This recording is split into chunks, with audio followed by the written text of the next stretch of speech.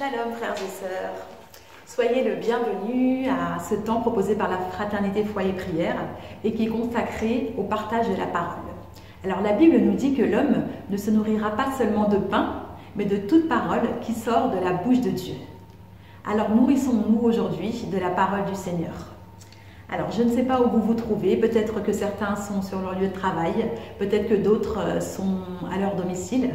En tout cas, nous avons choisi de prendre ce temps de pause pour nous nourrir de la parole du Seigneur. Donc je suis vraiment ravie de pouvoir partager ce court instant avec vous et de partager avec vous la parole du Seigneur. Alors nous allons prendre l'Évangile selon saint Marc, le chapitre 1, à partir du verset 40 jusqu'au verset 45. Marc 1, 40 à 45. Je vous laisse prendre vos Bibles. Un lépreux s'approche de lui, il le supplie et tombe à genoux en lui disant « Si tu le veux, tu peux me purifier. » Pris de pitié, Jésus étendit la main et le toucha. Il lui dit « Je le veux, sois purifié. » À l'instant, la lèpre le quitta et il fut purifié. S'irritant contre lui, Jésus le renvoya aussitôt. Il lui dit « Garde-toi de ne rien dire à personne, mais va montrer au prêtre et offre pour ta purification ce que Moïse a prescrit.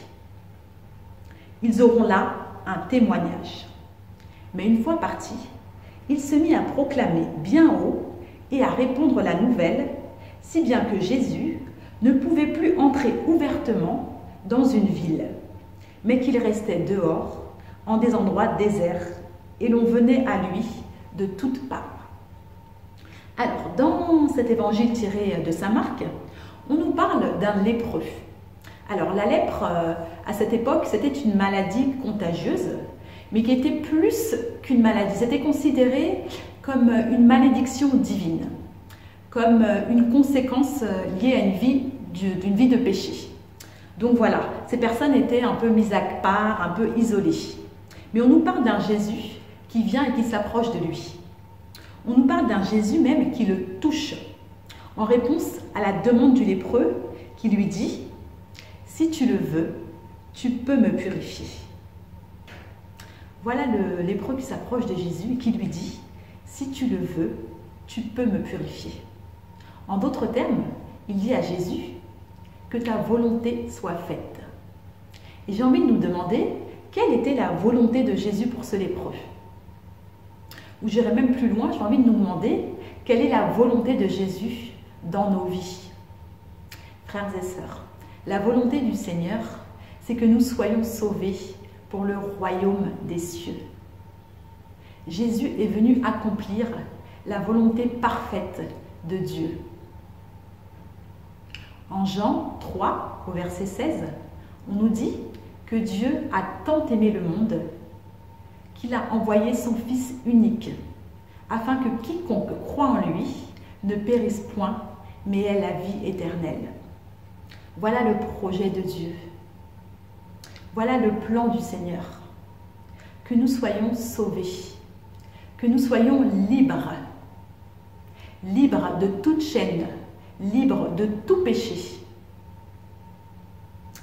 On voit au verset 44 que Jésus lui dit « Garde-toi de rien dire à personne, mais va te montrer au prêtre et offre pour ta purification ce que Moïse a prescrit. » Pourquoi Jésus demande aux lépreux de garder le silence?